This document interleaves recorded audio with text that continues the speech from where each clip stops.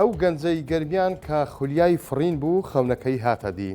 ئەمڕۆ بۆ ماوەیەکی کاتی ڕێگەی سەرەکی نێوان دوکان سلێمانی داخرا هۆکارەکەشی نەبوونی کارەبا بوو. سڵاوتان لێبێت. گەنجە ژیر و وریاکەی قەزای کەلار کۆڵی نەدا تا ئەم ساڵ گەیشتە خەونەکەی کە بێگومان خەونەکەشی فڕین بوو بە ئاسمانەوە. ئەحمەد کەریم گەنجەکەیە ساڵی پار لە تاقیکردنەوەکانی پۆلی 12 زانستی بە کۆنمرەی 99.66 یەکەمی گەریویان بوو. ئەو کات 964 چووە لای قسەی لەگەڵ کرد کە ساڵی پاریش نمرەی باشی هێناوە. بەڵام ئەو کاتوتی نامەوێ بچمە بەشی پزیشکی و حەزم لە بەشی فڕۆکەوانیە، بۆ ئەمەش پێویستم بە پشتگیریە تاکو بگەم بەو بەشە، چونکە لە زانکۆکانی خۆمان واتە هەرێمی کوردستان ئەو بەشە بەردەست نییە. دوای چاوپێکەوتنەکەی 1964 لایانی پەیوەنددار لە هەرێمی کوردستان پەیوەندیان پێوە کرد تاکو لە دۆزینەوە و گەیشتن بە بەشی فڕۆکەوانی لە وڵاتێکی دیکە پشتگیری ئەو گەنجە بکەن. ئەم ساڵ ئەحمەدمان بینی بە خەونەکەی گەیشتووە و وەکو خوێندکاری فڕۆکەوانی دەرکەوتەوە لە هەژماری فەیسبووکەکەی خۆشیدا ڤیدیۆی یەکەم فڕینی بە تەنیای بە فڕۆکە بڵاو کردەوە.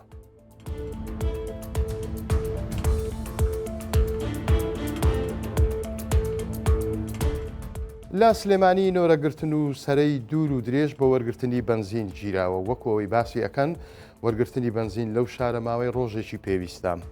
لە بنزینخانەی کازیوە تا چاوبڕ ئەکات سەرەی بنزین گیراوە. بەشێکی زۆری شۆفێران چەندین کاتژمێر پێش گەیشتنی بنزینەکە لە بەردەم بنزینخانەکە سەرەیان گرتووە. شۆفێرێکی بار هەڵگر لە سلێمانی لەبارەی کەمی و گرانی بنزینەوە قسەی بۆ 964 کردووە و دەڵێت وای لێ هاتووە دەبێت 2 ڕۆژ ئیش بکەیت ڕۆژێک دابنیت بۆ وەرگرتنی بنزین. سەرەڕای کەمی و گرانی بنزین لەو بنزینخانەیە کە بنزینی 750 دیناری لێدا بەشەکرێت ئۆتۆمبیلێک بەهۆی بنزینی خراپەوە پەچی کەوتووە و خاوەنەکەشی بێچارە جێی هێشتووە. مەش لە کاتێکدایە لە سەر بنزینەکە نووسراوە ئۆکتانی 92.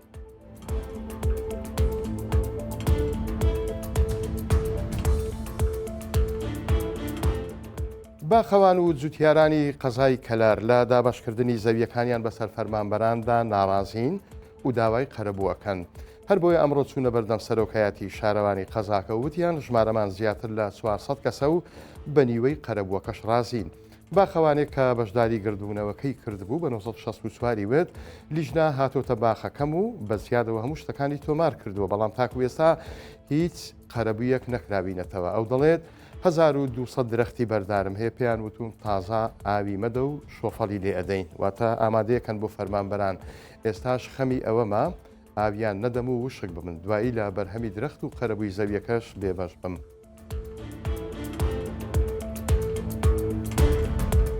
قەزای دوکان وەکو هەموو لایەکمان ئەزانین خاوەنی دەریاچەیەکی زەبەلاحە، کەسی جارجارە کێشەی کارەبای بۆ دروست ئەبێت. ئەمڕۆژ بۆ هەمان مەبەست هاوڵاتیانی قەزاکە خۆپیشاندانیان ئەنجامدا و ماوەیەک ڕێگەی سەرەکی دوکان بۆ سلێمانیان داخست، بەڵام دواتر بەڵێنیان لە قایمقامی قەزا وەرگرت و ڕێگاکەیان کردەوە. ئەمڕۆ بێکارەبایی زۆری بۆ دانیشتوانی قەزای دوکان هێنا و بۆ فشارکردن لە حکومەت چەند کاتژمێرێک لە ناو بازاڕی ئەو قەزایە گردبوونەوە و ڕێگەی سەرەکی هاتوچۆی لێوان دوکان بۆ سلێمانیشان بە ڕووی شۆفێران داخست و داوایان کرد کارەبای نیشتیمانی ببێتەوە 24 کاتژمێری. سیروان سەرحەد قایمقامی قەزای دوکان ئەمڕۆ لەسەر کێشەی کەمی کارەبا و گردبوونەوەی دانیشتوانی قەزاکە و داخستنی ڕێگاکەش هاتە سەرخەت بە 964 وێت. دەزانین دۆخی دوکان تایبەتە و کارەبای مۆلیدەی نییە، بۆیە داواکاری خەڵکیان گەیاندۆتە سەروی خۆیان و هەوڵی تەواویان داوە بۆیان چارەسەر بکرێت.